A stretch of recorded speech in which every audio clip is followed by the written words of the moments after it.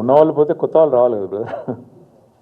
అంటే top to bottom కాదు Ravi, top to bottom booth committee నుంచి ఇవాళ మొత్తం అన్ని డిస్ట్రిక్ట్ కమిటీల దాకా అన్ని రద్దయినాయి. కేవలం ఒక స్టేట్ కమిటీ మాత్రమే ఫంక్షనల్ ఉంటుంది, ఎందుకంటే అది కూడా రీకాన్స్టిట్యూట్ చేయాల్సి ఉంటుంది తర్వాత. బట్ ఇప్పుడు ఎందుకు లైవ్ ఉంటుందంటే మేము మెంబర్షిప్ పర్యవేక్షించడానికి స్టేట్ లెవెల్ కమిటీ ఉండాలి కాబట్టి వారందరూ కూడా పర్యవేక్షణకు, అట్లాగే ఎన్నికలు ప్రతి నియోజకవర్గానికి అబ్జర్వర్లను కోఆర్డినేటర్లను కూడా నియమిస్తాం. ఏది మెంబర్షిప్కి కమిటీలకి ప్రతి కాన్స్టిట్యున్సీకి కూడా మరి స్పెషల్గా స్టేట్ పార్టీ నుంచే కోఆర్డినేటర్లను పంపిస్తాం కాబట్టి దానికోసం స్టేట్ కమిటీ ఒకటి లైవ్ ఉంటుంది. మిగతా అన్నీ కూడా రద్దయినాయి. ఆ తర్వాత ఇప్పుడు కొత్తగా ఏర్పాటు చేసుకునే మెంబర్షిప్ కార్యక్రమం, ఆ తర్వాత మళ్ళీ మనకి కమిటీలు, ఆ కమిటీల తర్వాత కొత్త జిల్లా పార్టీ అధ్యక్షులు, దానికి ఒక ఫార్మాట్ ఉంది.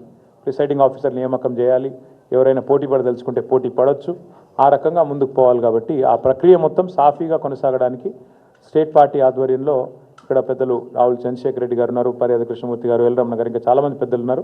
వారందరూ కూడా కూర్చొని కొంత వర్క్ చేసి దీన్ని ముందుకు తీసుకుపోవాలని చెప్పి పార్టీ అధ్యక్షులు ఆదేశించడం జరిగింది. ఎస్ఐఆర్ల విషయంలో మేము ఇప్పటికే అప్రమత్తం అయ్యాము. ఎందుకంటే బీహార్ ఎన్నికల సందర్భంగానే మా టీము, నా ఆధ్వర్యంలో మా గౌరవ పార్లమెంట్ సభ్యులందరం కలిసి మరి చీఫ్ ఎలక్షన్ కమిషనర్ని, 2 ఎలక్షన్ కమిషనర్లను కూడా మేము కలవడం జరిగింది. మా విజ్ఞప్తి మేరకే ఎస్ఐఆర్లో కొన్ని మార్పులు చేర్పులు కూడా వారు చేశారు. బూత్ లెవెల్ ఏజెంట్స్ అపాయింట్మెంట్ కూడా నిజంగా చెప్పాలంటే ఇది బీఆర్ఎస్ ఆ రోజు ప్రతిపాదించిందే. ఇక్కడ ప్రతి గ్రామంలో ప్రతి పార్టీకి నాయకత్వం ఉంటుంది, బూత్ లెవెల్లో కూడా ఉంటుంది. కాబట్టి మీరు మాకు అవకాశం ఇవ్వండి, కొత్త చేర్పులు కానీ ఏమైనా డిలీషన్లు కానీ ఉంటే పారదర్శకంగా చేయండి అని చెప్పి మేము ఆ రోజు ఢిల్లీలో పోయి విజ్ఞప్తి చేశాం. దానికి అనుగుణంగా వారు స్పందించారు, అది మార్పు చేశారు. మేము కూడా బూత్ లెవెల్ ఏజెంట్ల నియామకం ఇప్పటికే దాదాపుగా మరి 90 నియోజకవర్గాల్లో పూర్తయింది. ఇక మిగతా ఒక 20-25 నియోజకవర్గాల్లో పూర్తి చేయాలి. అది కూడా రాబోయే 2-3 రోజుల్లో చేస్తాము. చేసి BLA అంటారు బూత్ లెవెల్ ఏజెంట్లు, అఫీషియల్గా BLO ఉంటారు బూత్ లెవెల్ ఆఫీసర్. వారితో సమన్వయం చేసుకుని పారదర్శకంగా ఈ ప్రక్రియ సాగడానికి మా పార్టీ వైపు నుంచి విజిలెంట్గా ఉండాలని చెప్పి మా పార్టీ అధ్యక్షులు సూచించారు. దానికి అనుగుణంగా ముందుకు నడుస్తాం.